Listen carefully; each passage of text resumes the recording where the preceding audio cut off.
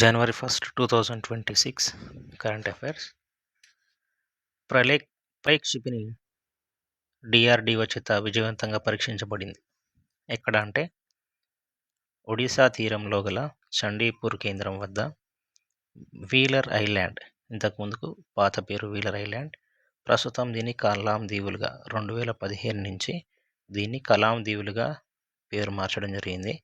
ఇది ప్రళయ్ క్షిపణి పూర్తి స్వదేశీ పరిజ్ఞానంతో తయారైనటువంటి ఉపరితలం నుంచి ఉపరితలానికి ప్రయోగించగలిగేటువంటి మిసైల్స్ 2 ప్రయోగించడం జరిగింది.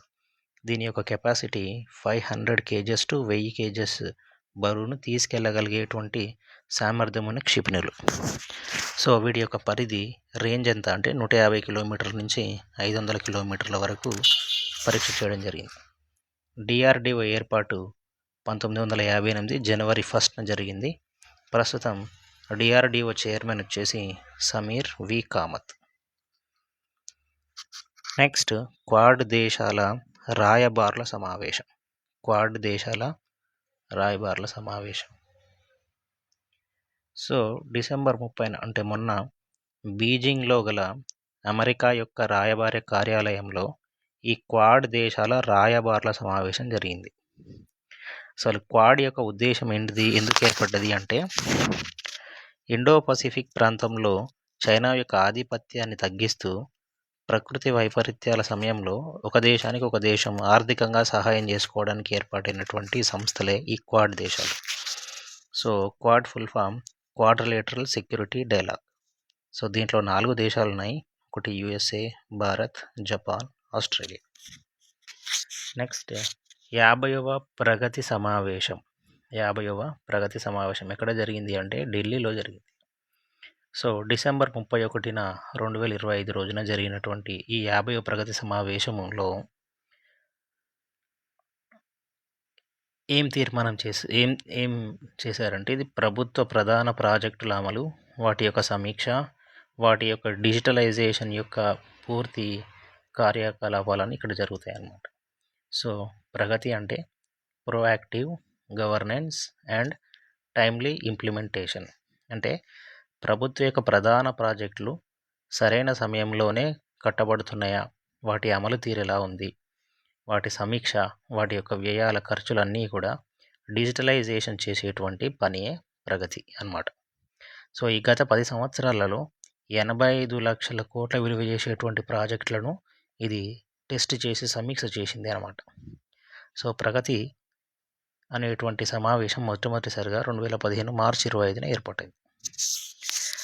నెక్స్ట్, ఇరాన్లో ఆర్థిక సంక్షోభం. ఇరాన్ యొక్క క్యాపిటల్ ఏరియా అయినటువంటి గ్రాండ్ బజార్, ఇది ఇరాన్ రాజధాని టెహ్రాన్లో ఉంటుంది. సో ప్రజెంట్ ఇరాన్లో 40% ద్రవ్యోల్బణం ఉంది. అంటే ఒక $1 ఈక్వల్స్ టు 1.38 మిలియన్ రియాల్స్గా మారినట్లుగా సమాచారం. సో ఇరాన్ మీద రీసెంట్గా జరిగినటువంటి కొన్ని దాడులు చూస్తే ఇరాన్ మొదటగా ఇజ్రాయిల్పై దాడి చేసింది. దాని పేరు ఆపరేషన్ ట్రూ ప్రామిస్.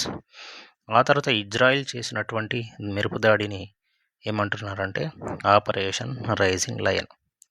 అయితే అమెరికా కూడా ఇరాన్ మీద రీసెంట్గా దాడి చేయడం జరిగింది. ఎందుకంటే ఇరాన్లో అత్యధికంగా యురేనియం నిల్వలు ఉన్నట్లు, శుద్ధైనటువంటి యురేనియం నిల్వలు ఉన్నట్లు, దాని ద్వారా అణ్వాయుధాలు తయారు చేస్తుందనేటువంటి ఆలోచన వల్ల America operation mid night hammer అనేటువంటి దాడిని ఇరాన్ మీద చేయడం జరిగింది.